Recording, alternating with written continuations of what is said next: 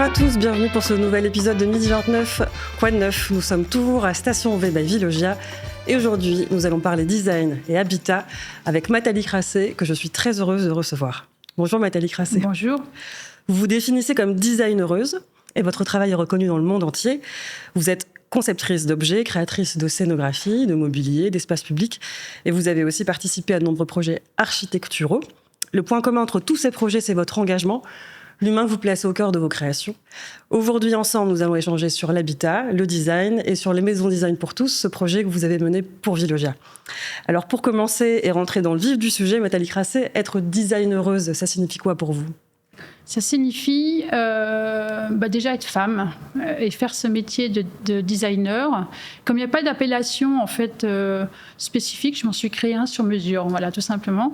Et j'aime bien le flou qu'il y a autour de la notion de design, justement, parce que ça me permet de répondre aux commanditaires qui passent la porte de notre studio et qui nous demandent d'intervenir dans plein de domaines différents. Donc j'aime bien ça, en fait. On voit la variété des projets que vous menez. Vous avez aussi des inspirations qui sont diverses et variées, mais vous parlez souvent de références sociologiques et anthropologiques. Est-ce que vous pouvez nous en dire un peu plus là-dessus ? Oui, je ne suis pas en train de regarder ce que font les autres designers, les autres architectes. C'est pas ça ma nourriture. Ma nourriture au quotidien, c'est plutôt de penser. Pour faire ce métier, on a besoin de penser et de penser profondément et on a besoin de créer un corpus de pensée. Et après, quand on vient nous solliciter pour une question particulière, on va être capable d'aller convoquer des notions sociologiques, philosophiques, écologiques et pouvoir répondre en fait autour d'une direction bien précise et bien claire pour mener le projet. Donc en fait, je suis très attirée par ces notions par l'idée de penser. Je pense que notre métier, c'est 80% de penser. C'est pas tant de dessiner. Donc j'explique toujours que je n'ai pas besoin de dessiner pour trouver une idée, mais c'est plutôt on est dans un monde complexe et donc d'analyser et de se positionner aussi clairement par rapport à ce contexte, à cette situation, par rapport à l'évolution du monde et faire des choix. Donc en fait, c'est ça la complexité de notre métier. Et bien sûr, la deuxième phase qui est de faire un saut créatif par rapport à un contexte, c'est aussi une période qui est intéressante. On doit apprendre en tant que créatif à gérer les moments de doute. C'est assez beau, en fait. Il y a des moments où on doit se laisser porter par ce doute et après, à un moment donné, ça devient plus clair.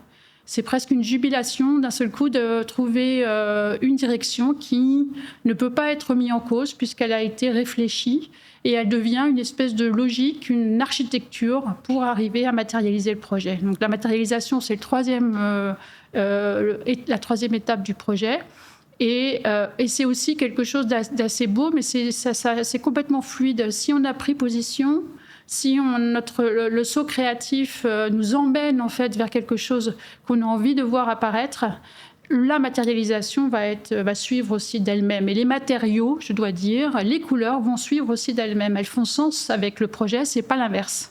Et quel que soit le projet. Et le système de construction aussi, parce que ça, c'est important. Tout à fait. Donc, que ce soit un objet ou une scénographie, finalement, on est toujours dans le même processus. J'ai toujours les mêmes façons de travailler. Après, c'est pas les mêmes échelles, mais plus ou moins, la pensée est toujours là, bien présente, et une espèce de rigueur de pensée, et aussi une singularité. C'est-à-dire qu'en tant que designer, on doit avoir une approche spécifique, singulière. Notre rôle n'est pas d'uniformiser le monde, au contraire, de ramener de la singularité. Je pense qu'on s'est fourvoyé au siècle dernier en faisant en sorte que le design serve en fait à uniformiser. Aujourd'hui, on a bien compris que ce n'était pas ça qui nous faisait vivre et profondément et qui rendait notre vécu intéressant en tout cas. Et donc dans ce monde qui se complexifie au fil des années, est-ce que vous diriez que vous pratiquez le design comme vous le pratiquiez au début de votre carrière ? J'ai un peu l'impression que je fais la même chose, mais en même temps, je pense que les enjeux sont devenus différents, bien sûr. On a perdu un peu notre insouciance, en fait, globalement. Il s'agit de garder un petit peu d'insouciance quand même, mais globalement, de s'attacher beaucoup plus... de résoudre... Alors, c'est pas résoudre, parce que je voudrais justement préciser ça. Le design n'est pas là pour résoudre des problèmes. On doit proposer des choses.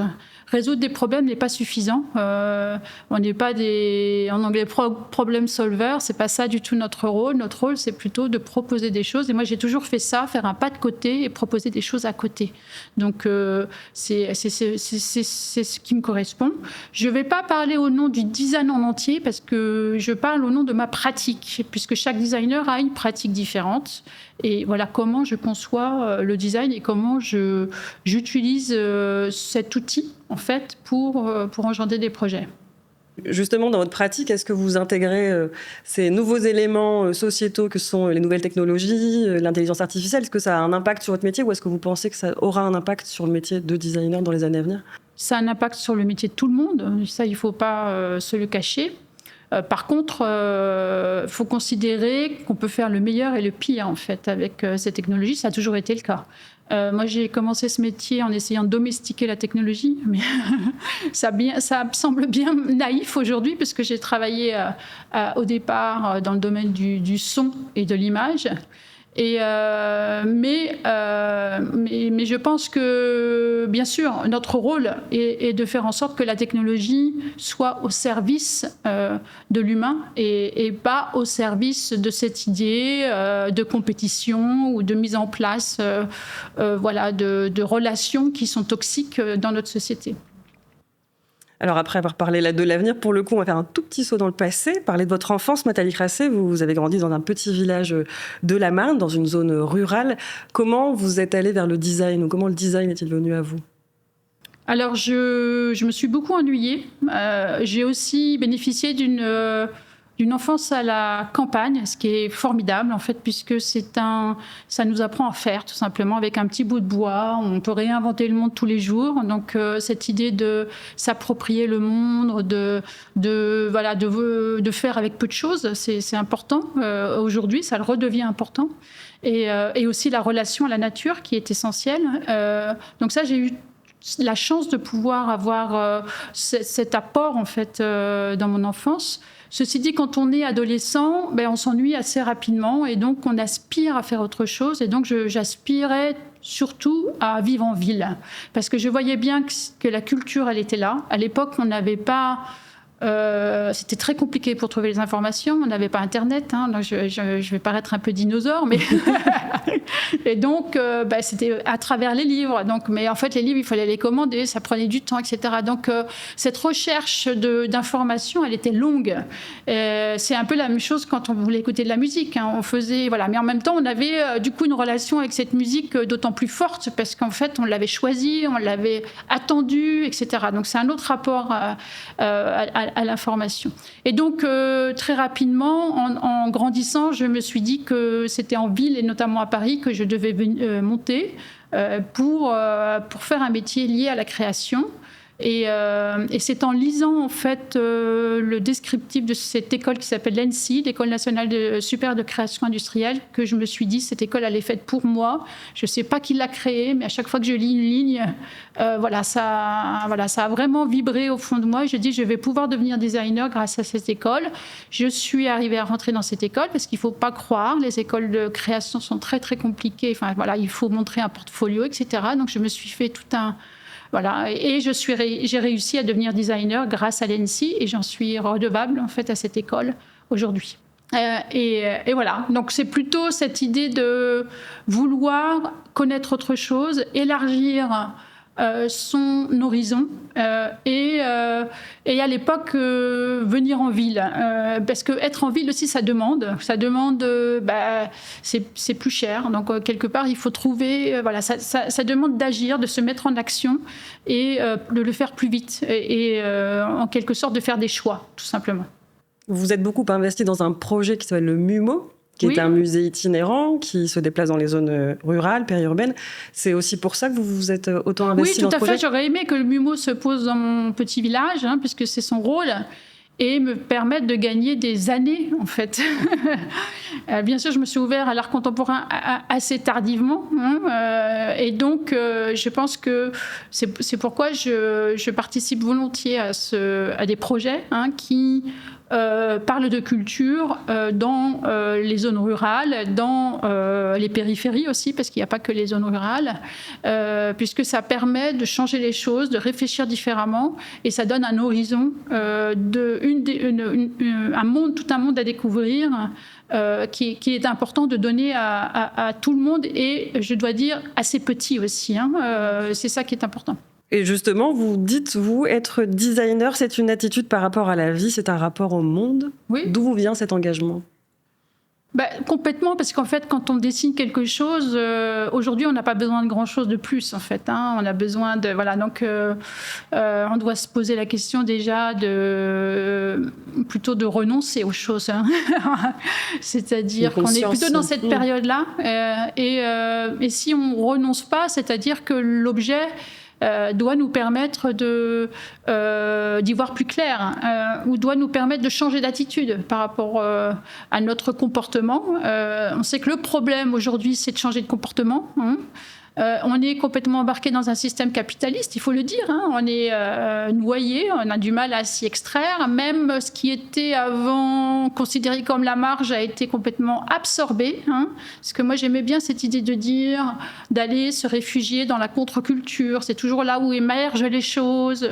Et en fait, aujourd'hui, on s'aperçoit que le capitalisme va grignoter, et aussi dans cette marge, ou en tout cas la fragilise aussi. Et il y a les deux cas. Soit il l'absorbe, soit il la fragilise, et donc ça devient compliqué. Et la façon de faire, c'est de le porter en soi, tout simplement. Chacun d'entre nous, on a cette responsabilité de porter un peu de contre-culture, un peu d'alternative au capitalisme, et d'essayer de le faire aboutir en quelque part dans des projets communs. Et est-ce qu'il y a justement des projets auxquels vous renoncez aujourd'hui ? Oui, il y a beaucoup de projets auxquels je renonce, oui, tout à fait. Déjà, faire un projet, c'est une rencontre. Si dans la discussion de départ, je vois qu'on ne partage pas les mêmes valeurs, on ne va pas continuer. Il faut comprendre que la création, c'est quelque chose de fragile. Personne ne comprend ça à part les créateurs, je pense. C'est-à-dire, c'est quelque chose qu'on a du mal à établir. C'est quelque chose qui prend du temps à s'installer, une approche, etc. Et si on collabore avec un collaborateur ou un commanditaire qui n'a pas la même notion des choses, ça va contre nos convictions, et ça peut fragiliser justement ce qu'on a établi jusqu'alors. L'idée, c'est pas de faire plein de projets, mais de faire des projets avec les commanditaires avec qui on s'entend, avec qui on a les mêmes intuitions, avec qui on va pouvoir faire un bout de chemin ensemble, et là, le projet va être plus fort, et là, le projet va être plus sensé. Alors maintenant, on va parler d'habitat. Nathalie Crasset, vous dites que le design permet d'améliorer l'habitabilité du monde dans cette société qui connaît de profondes mutations, de grandes accélérations. Est-ce que vous pensez que le design peut être une opportunité ? Alors, je disais ça avant. Maintenant, j'ai un peu de mal à le dire, puisqu'en fait, ça ne va pas être suffisant d'améliorer l'habitabilité du monde. Sur quelle base, etc. Donc, en fait, puis c'était un peu prétentieux aussi, je dois dire. Ou ça donnait de l'espoir aussi en même temps. C'était une belle direction. Et donc, je pense qu'il faut aller un peu plus loin aujourd'hui. Et j'essaie de trouver ça serait quoi l'idée. Et en fait, j'aime cette idée de par le projet, donner la possibilité aux gens de retomber amoureux du monde. Parce qu'en fait, on ne fait rien si on n'est pas déjà quelque part dans cette situation. Vous voyez ce que je veux dire ? Et retomber amoureux du monde, ça veut dire qu'on peut le faire chacun à sa façon, mais que ça devient essentiel. Et ça, c'est très important, parce qu'aujourd'hui, on est tous en train de se dire, est-ce que j'ai envie de participer ? Est-ce que mais soit on retombe amoureux du monde en s'écartant, parce que ça peut être une première possibilité, et là, on s'ancre dans un lieu, et on va faire avec ce lieu, et voilà. Et moi, j'ai plutôt choisi la deuxième optique, qui est de dire, je vais retomber amoureux du monde, mais en me multi-ancrant, c'est-à-dire que je vais garder cette capacité à aller dans différents territoires, travailler avec des gens complètement différents, et proposer, et ça j'en suis persuadée, quelque chose de singulier. On a besoin de cette singularité de plus en plus pour faire émerger de cette espèce de marasme, vous voyez, environnant quelque chose qui enfin puisse nous faire voir qu'il y a la possibilité encore de faire des choses ensemble, que pour le bien commun. Et donc voilà, c'est un peu changer d'attitude en fait, en quelque sorte, et c'est important de trouver la bonne attitude aujourd'hui. Vous parlez justement de beaucoup d'hospitalité, de nouvelles fonctionnalités pour favoriser les liens, les échanges. Vous parlez de faire communauté. Comment ça se concrétise dans votre travail ? Mais c'est justement retrouver la bonne échelle, déjà. C'est assez bien de se dire qu'on est passé de la communauté à la société et on a perdu un certain nombre de choses. Et les choses qu'on a perdues, c'est essentiellement les interrelations entre les gens. Et pour qu'une société avance, il faut avoir confiance en l'autre. Et quand on est dans une communauté, on fait confiance à l'autre parce qu'on sait en fait ce qu'il apporte à la communauté et ce que moi je peux apporter à la communauté. Et aujourd'hui, on a perdu cette notion-là. Donc on a du mal en fait à faire confiance. On est plutôt dans l'idée de... Donc il faut retrouver des échelles qui nous permettent d'avancer avec ces notions d'interrelation et de confiance pour avancer et justement, quand on a beaucoup d'enjeux, de les affronter ensemble. Donc, les espaces communs pour justement discuter sont d'une importance énorme. Donc, et c'est pas simplement l'idée de faire du participatif. Il faut faire du participatif parce qu'en fait, en France, on ne sait pas faire du participatif, mais par contre, on sait critiquer. On a cette notion qui est innée, en fait, qui est un peu ancrée, en tout cas pas innée, dans notre comportement. Donc, mais la critique, elle est essentielle. Mais après, il faut aussi avoir cette envie d'agir et donner aux gens le potentiel d'agir, tout simplement. Et l'hospitalité, vous en parlez aussi dans la maison. Vous avez créé ce projet qui s'appelle Quand Jim monte à Paris. Oui. Est-ce que vous pouvez nous en parler un peu ? Oui, c'est ma première pièce de mobilier où je me suis dit... J'habite à Paris, on a des petits espaces et j'ai pas de chambre d'amis, mais je veux faire geste d'hospitalité. Comment je peux faire ? Donc j'ai créé une colonne qui est toute simple, qui fait 35 par 35 cm sur 2 mètres de haut, et puis elle se bascule, on ouvre et on a à l'intérieur un sommier et un matelas roulé, et on va pouvoir faire geste d'hospitalité comme ça, avec une petite lampe, un petit réveil matin, on crée un espace. Donc c'est en quoi je ne fais pas trop de différence entre faire du design et faire de l'architecture. En tout cas, pour moi, le design embarque l'espace de toute façon. Et ce qui importe, et là on le voit bien, c'est le scénario de vie. Moi, je suis experte en scénario de vie. Voilà. Donc c'est plus que designer, c'est mon corps de métier, c'est ça. Et puisque notre métier, il est en fait vraiment dans cette idée d'expertise, et c'est un peu bête, je peux au moins défendre cette notion-là. Un autre sujet qui est important pour vous, c'est la couleur. Oui. Vous dites vivre la couleur est pour moi une nécessité car la couleur guérit ou nous protège. Est-ce que vous pensez que la couleur peut nous rendre plus heureux ? Tout à fait, ça c'est, y a pas besoin de le prouver scientifiquement de toute façon. Moi j'utilise la couleur de façon complètement instinctive, c'est pas du tout scientifique. À partir du moment où on commence à étudier scientifiquement les choses, je commence à me méfier parce qu'en fait ça veut dire qu'on perd la partie sensible, la partie qui est importante dans le projet. Ce que j'ai constaté, c'est que on se sent beaucoup mieux dans la vie en fait. C'est une question de la couleur, c'est la vie et la vie c'est la couleur, et ça je m'en suis aussi rendu compte en voyageant, et je me souviens très bien d'avoir visité au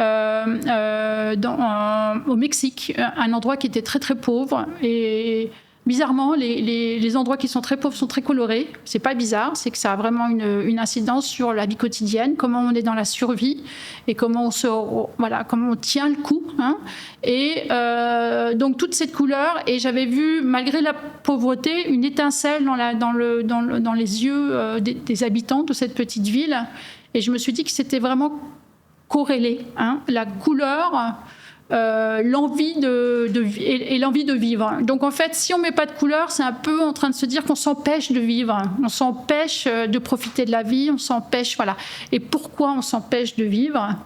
Je sais pas. je sais pas, il y a toute une construction pour pas être comme les autres, vous voyez, pour créer une espèce de comment dire de positionnement par rapport à la vie. Moi, c'est pas du tout ce que je préconise. Au contraire, je dis depuis tout petit, on aime les couleurs. Quand on est petit, on les utilise, etc. Puis à un moment donné, on nous dit ah mais non, il y a les tendances. C'est pas toi qui est bien placé pour choisir les couleurs chez toi. C'est une aberration en fait. Je pense que si on avait fait chacun d'entre nous cet effort de travailler avec les couleurs toute notre vie, en fait c'est une joie. C'est vraiment une joie. C'est pas du tout réservé qu'aux créatifs. C'est quelque chose que tout le monde est capable de ressentir en fait, et voilà. Et donc j'invite tout le monde à reprendre cette joie et de la pratiquer, puisqu'une couleur c'est pas simplement les associer, c'est après voir comment on les combine en fait en subtilité. Et ça on le voit dans le passé aussi, au niveau de l'architecture, mais au niveau des textiles, etc. Il y a une grande maîtrise en fait qui passe à travers cette notion de couleur. On le voit très bien. L'idée de montrer notre attachement à la vie ou pas. On va parler des maisons design pour tous, ce projet que vous avez mené pour Vilogia, qui sont donc des logements modulaires qui sont rapides à produire, rapides à installer, qui sont aussi sobres en énergie. Ce sont de vraies alternatives aujourd'hui au mode de construction classique. Nous avons 8 maisons pilotes à Waterloo, près de Lille dans le Nord. Est-ce que vous pouvez nous parler un peu de ce projet, nous dire comment il est né ? Oui, alors la genèse chez Vilogia, c'est vous avez acheté en fait un terrain où il y avait des maisons prouvées. L'idée, c'était de les rénover et de regarder comment on peut peut-être reproposer ce système en fait modulaire aujourd'hui dans le contemporain. Il se trouve que c'était un peu compliqué. Et donc, l'idée est plutôt venue de ne pas le faire en métal, mais en bois, puisqu'il y a tout un pan d'innovation, de construction en bois qui est en train de naître. Donc ça, c'est quelque chose qui m'a beaucoup intéressée. Et il se trouve que ce projet est fait hors site, c'est-à-dire là aussi c'est une notion qui est très intéressante, c'est-à-dire que, et on le sait très bien, parce que moi quand je fais des projets, s'ils sont fabriqués dans une entreprise et ils sont après installés, je sais que la qualité de finition elle va être bien plus grande que si on commence à bricoler sur place, vous voyez, associer les bouts, etc. Ça marche beaucoup moins bien. Donc en fait, il y a aussi cette notion de retrouver une qualité de finition à l'intérieur et aussi de donner un confort de travail, puisqu'on n'est jamais dehors en fait. En quelque sorte, on arrive dans un lieu et tout de suite le lieu est clos, voilà. Et donc il y a toutes ces notions qui se rejoignent en fait dans le hors-site. Concrètement, faire une maison en bois, c'est pas la même chose que faire une maison en béton. Et ça, c'est très compliqué de l'expliquer, mais en même temps, pour moi, ça doit être complètement différent. Et quelque part, les Canadiens ont une expression que j'aime beaucoup, qui donne un peu cette notion, qui est de s'encabaner. Sans cabaner, c'est pas rien en fait. C'est pas choisir une maison comment dire classique, sans cabaner. Il y a un peu cette notion de revenir à des choses essentielles. Et c'est très important. Et il y a aussi cette notion, et ça c'est Marc Auger qui nous le dit, qu'une cabane, c'est toujours pour faire quelque chose. C'est pas pour se replier, c'est pas pour... Mais on est actif dans une cabane. C'est la cabane de jardin avec les outils, c'est la cabane... La cabane est associée à une activité. Et ça, c'est très, très important pour moi, puisqu'en fait, nos maisons sont devenues quelque part trop surprotectrices et elles nous invitent, en fait, en quelque sorte, de plus en plus à ne rien faire. Et ça, c'est un gros problème dans ces temps où tout est à réinventer. Voilà. On part d'une feuille blanche, en quelque sorte. L'idée, c'était pas justement de partir du système constructif, parce que je pense qu'on n'arrive pas, surtout que ce système constructif, ça veut dire qu'on empile des cubes, des boîtes, etc. Et c'est quelque chose que je ne peux pas proposer pour habiter. Je me suis toujours un peu rebellée contre ça. Donc, je me suis dit, je vais partir du cube, mais je vais proposer une interaction différente entre l'intérieur et l'extérieur, puisque, en fait, avoir sa maison, puisqu'il s'agit d'avoir sa maison, ça veut dire forcément qu'on a un rapport au sol, Contrairement à si on est dans un appartement en fait ou dans un grand ensemble, on va avoir une relation très très loin, on va pas avoir de relation au sol. Et donc il faut se saisir de cette opportunité pour faire en sorte que cette relation au sol elle change. Donc cette idée conduit au fait de dire qu'on va en fait avoir un cube assez compact, puisqu'en fait, on est dans des maisons qui se doivent être économiques. On va avoir un premier toit, bien sûr, et on va avoir 2 petits toits qui sont des entailles dans le corps principal de ce cube, qui vont proposer une habitabilité extérieure. Et puisque je viens de donner le rôle justement du sol, une des idées a été de se dire, justement dans la suite logique, dans l'habitabilité extérieure, je vais mettre une petite serre, parce que c'est le geste écologique le plus simple de proposer aux gens de cultiver leurs légumes pour retrouver en fait ce que ça veut dire en fait par soi-même, le goût d'un vrai légume, le temps qu'il faut, etc. Puis après, quand on va au supermarché et qu'on compare son légume avec celui du supermarché, on se dit tiens, il y a quand même quelque chose qui est différent. Donc c'est quelque chose de très simple. Donc l'idée, elle est un peu de ça. Si on regarde un peu dans le temps, ça voudrait presque dire, je prends les jardins ouvriers, où il y a toujours une petite cabane, etc., et je le rapporte en fait près de la maison. Donc ça me plaît énormément, parce que je pense qu'avoir un jardin, c'est essentiel quelque part, même en ville.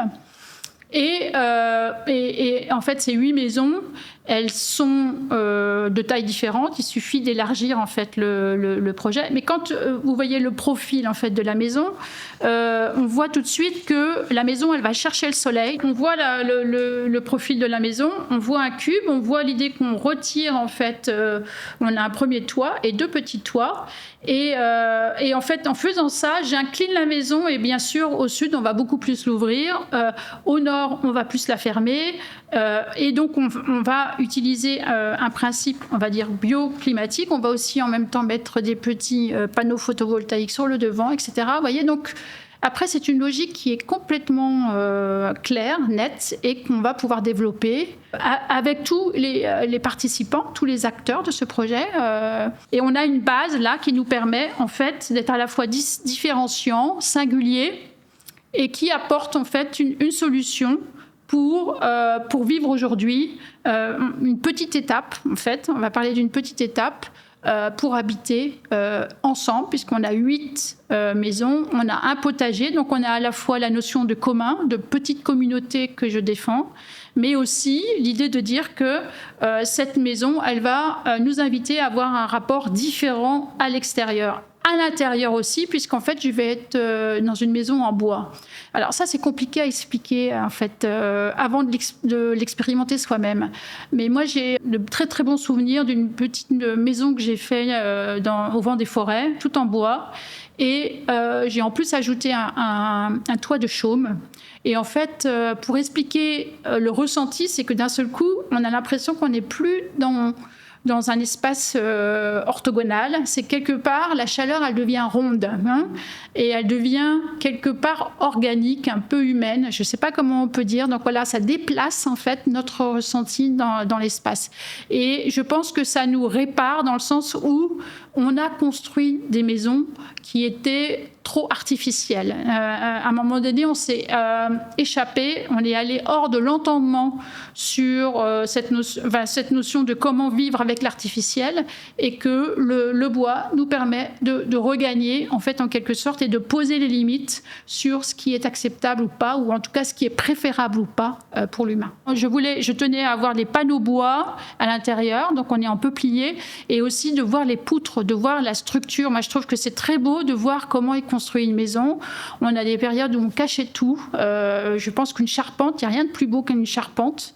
Et peut-être que si on montre nos charpentes, peut-être qu'on va aussi chercher à les construire un peu différemment et à retrouver des façons peut-être d'associer les poutres, vous voyez, et de ces savoir-faire qui ont eu tendance un peu de disparaître parce qu'on voulait gagner du temps dans le montage. Et voilà, il n'y a pas que les Japonais qui savent faire ça, en fait. Vous voyez, on a tout ce savoir-faire aussi en France. Il faut arriver à le regagner et à le reproposer dans des projets d'habitat pour tout le monde, justement, que ça ne soit pas quelque chose d'exceptionnel. Mais justement, quand on est allé voir les personnes qui vivent dans ces maisons, elles ont toutes parlé du bois et de ce que c'est de vivre dans un environnement avec beaucoup de bois. Et toutes nous ont dit, on a l'impression d'être en vacances, ce qui est très positif, parce que le sentiment des vacances, c'est quand même de la légèreté, de la sérénité. Donc ça a un vrai impact aussi sur leur vie quotidienne. Oui, c'est un très beau... Oui. Je suis contente c'est de cohérent, m'entendre. alors. Voilà, c'est cohérent. Les interactions, c'est important pour vous. Vous en parliez, il y a 8 maisons. Et on se rend compte que les enfants se baladent de jardin en jardin et qu'en fait, ce sont eux qui créent le lien social entre les adultes. Est-ce que c'est quelque chose qu'on anticipe, ça? Alors, déjà, les maisons sont mises un petit peu en retrait pour avoir gardé une intimité. Donc ça, je l'avais proposé dès le départ pour arriver à avoir des maisons mitoyennes, puisqu'on sait très bien que le terrain est compté quelque part. Et ça, c'est une solution qui est intéressante puisqu'on arrive à garder l'intimité. Donc l'intimité, en fait, on l'a choisie. Aussi, c'est ça qu'il faut comprendre. L'intimité, elle est proposée de base dans le projet, mais après, on l'a choisie plus ou moins parce qu'on n'a pas tous la même relation à l'intimité. Pour moi, voir les enfants courir dehors, c'est la vie qui s'exprime. Après, voilà. Je pense qu'on n'a pas tous le même ressenti. Je pense que si on avait cette habitude de mixité un peu plus forte, on s'apercevrait que peut-être un certain nombre de gens souffriraient moins de la solitude. Parce que quand on regarde les personnes âgées, quand elles viennent s'installer sur un banc, en fait, elles ne vont pas choisir un banc dans la nature. La plupart du temps, elles vont choisir un banc près de la place où il y a des activités, où elles voient du monde passer, etc. Vous voyez ce que je veux dire? Donc c'est ça qui est intéressant, c'est-à-dire qu'à un moment donné, souvent des choses qu'on conçoit comme un handicap ou quelque chose qui pourrait être pénalisant peut facilement se retourner si on arrive à bien doser en fait la façon dont ça vient s'imposer dans le quotidien et aussi faire en sorte que l'attitude aussi des gens qui sont là quelque part soit dans ce type d'ouverture en fait. C'est ça voilà. Et c'est vrai qu'il faut qu'on regagne cette notion de vivre en commun. Donc on a ce rôle aussi de le reproposer et de faire en sorte que ça fonctionne. Donc, dans ce projet des maisons Design pour tous, il y a de nombreux acteurs qui ont participé. L'atelier Emma pour l'architecture opérationnelle, la start-up Vestac pour la construction modulaire et les matériaux biosourcés, Septalia pour la maîtrise d'ouvrage. Comment on emmène avec soi autant de métiers différents ? Avec un projet qui se tient, tout simplement, une seule logique. Je vous l'ai montré, en fait, à partir du moment où on a ce profil de maison, son fonctionnement, l'idée en quelque sorte, de donner une habitabilité extérieure, une habitabilité intérieure, des principes après de rien cacher, de simplifier aussi au niveau technologique. On arrive, en fait, voilà. Après, le projet aussi, c'était l'idée de garder la même salle de bain et la même cuisine pour les déclinaisons. On avait en fait en main quelque chose qui pouvait nous porter et surtout qui me permet de garder l'essence du projet. Voilà. Et si ça avait été quelque chose de, on va dire, de moins singulier, je pense qu'on ne l'aurait pas gardé. Donc je veux aussi donner ce message, comme quoi c'est important d'aller assez loin au départ dans la différenciation pour que, au final, et moi j'avais toute confiance en fait dans cette collaboration puisqu'il était clair qu'on allait en fait continuer dans le développement de ce projet-là. Et je suis pas de toute façon quelqu'un qui me définirait comme un inspecteur des travaux finis. C'est pas du tout ma façon de faire. Je pense que chacun a ses responsabilités. Que si la colonne vertébrale du projet est forte, elle va tenir. Et c'est ce qui a eu lieu. On a même changé de système de construction et ça a fonctionné. Je pense qu'on s'est tous battus pour que ça puisse exister et je pense que ça se sent. Les gens qui habitent dans un lieu où on voit qu'il y a une équipe soudée qui s'est tenue, voilà, à faire en sorte voilà, que ça puisse exister. Malgré des homologations qui, cette fois, sont un peu compliquées parce que, bien sûr, quand on construit en bois, voilà, on est un peu dans en train d'innover et de prendre des risques. Mais j'espère que ça se sent. Et ça, c'est ce dont je suis le plus fière, en fait.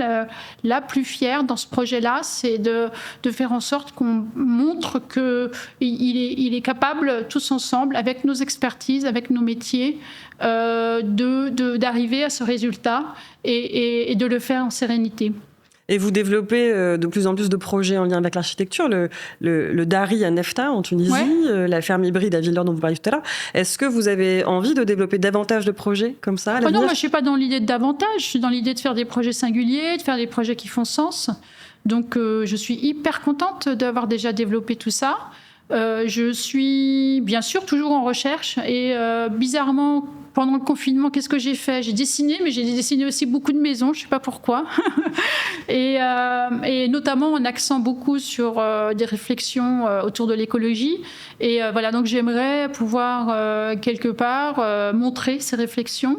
Je vais d'abord montrer à ce propos un démonstrateur en fait à Firminy. Donc c'est quelque chose qui est assez beau parce que c'est dans l'antre de Le Corbusier. Un petit principe de maison que j'appelle la maison, le temps de la restitution, c'est-à-dire que comment en fait non seulement on fait des maisons qui sont posées sur le sol, mais qui n'ont pas cette idée de redonner au sol et que le sol est une matière qui digère, est un élément qui digère et en fait si elle n'a rien à digérer, le cycle de la vie ne va pas se continuer. Donc comment on peut réfléchir là-dessus. Et voilà, donc j'aime ça, j'adore ça. Je pense que c'est encore une logique, c'est encore une autre façon d'habiter. C'est aussi, justement, on en a parlé un petit peu, renoncer à certaines choses, mais gagner plus fortement sur l'idée d'être actif en interaction. Et ça, c'est important parce que beaucoup de gens se posent des questions en termes de sens de leur vie. Et beaucoup de gens ont besoin qu'on intervienne au niveau de projets de vie. Quand on est dans un moment où c'est très flou, où il y a beaucoup d'incertitudes, on a du mal à se projeter. Et en fait, notre rôle, c'est aussi ça, c'est de donner suffisamment d'envie pour redonner aux gens l'envie de se projeter dans des projets de vie. Et ça, c'est très, très... c'est beau, en fait, de pouvoir faire ça. Dernière question pour vous, Nathalie Crasset. Est-ce que c'est important de faire du design pour tous, de sortir de l'élitisme qui colle un peu à la peau du design depuis des années ? Oui, mais en fait, c'est pas vraiment... Moi, en étant designer, j'ai fait ce métier pour ça. Et puis, petit à petit, on s'aperçoit qu'il y a quelques propositions qui sont très accessibles et puis d'autres qui sont très, très chères et qui ne sont pas du tout accessibles. Et puis, il n'y a pas grand-chose, en fait, au milieu. Et moi, je me bats justement pour expliquer que le design peut apporter cette différenciation. Et que si on propose des projets qui sont singuliers, on va pouvoir justement faire en sorte qu'on va s'entourer peut-être d'un peu moins d'objets, mais des objets qui vont nous apporter un peu plus dans le quotidien, et notamment des objets qui sont rattachés à un lieu, à un contexte, à un écosystème. Et donc quand j'utilise cet objet, que ça soit un verre Duralex, justement, parlons-en, ou ce jean Tufri qui, en fait, vient des Cévennes, je sais quel écosystème je fais. Je peux mettre en face des visages sur les gens qui ont et qui peuvent, en fait, avoir une vie digne parce qu'ils ont transformé ces objets. Et ça, c'est important, de plus en plus important. Merci beaucoup, Nathalie Crasset, pour ce moment Merci à vous, riche très agréable. Et très inspirant. Merci à tous d'avoir été avec nous pour ce troisième épisode de Midi 29 Quoi de neuf à Station V by Villogia. Je vous donne rendez-vous bientôt pour un prochain numéro. À la prochaine.